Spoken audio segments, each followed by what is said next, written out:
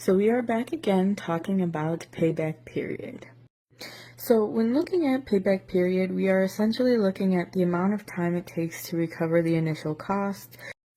So as with anything, when looking at the payback period, there are two disadvantages. So the first disadvantage is that it disregards the time value of money concept, meaning that there is no discounting when you calculate the payback period. You just take the cash flows at face value, and you aren't taking into account the amount of time that it takes for the said cash flows to come in. And then the other fallback is that it disregards the riskiness of the project, meaning that a highly risky project and a low amount of risk project are calculated the same way with finding the payback period. So let's get into an example. Okay, so our example is that franchise L is looking at two different projects. One costs $1,000 to start and one costs $500 to start. So let's start calculating the payback period for the franchise L project 1. Okay, so we start off with the initial cost of $1,000. In year 1, a $500 cash flow comes in, so the remaining balance is $500. In year 2, a $450 cash flow comes in, so the remaining is $450. And in year 3, a $250 cash flow comes in, and in year 4, $200 cash flow comes in.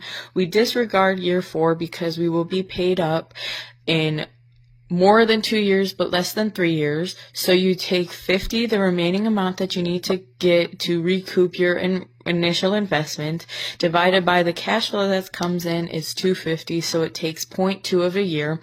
So calculated, you can see the hash mark that's circled. It would be 2.2 years is the payback period.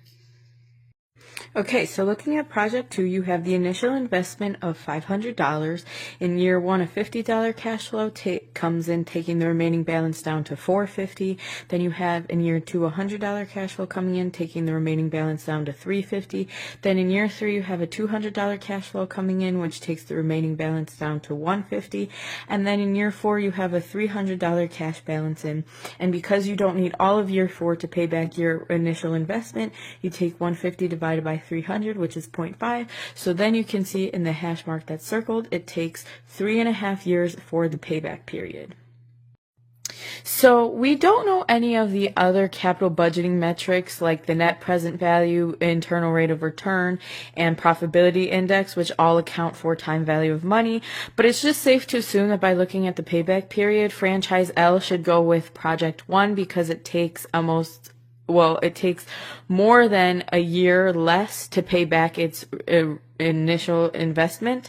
And you can see this by the fact of in the first span of the project being released,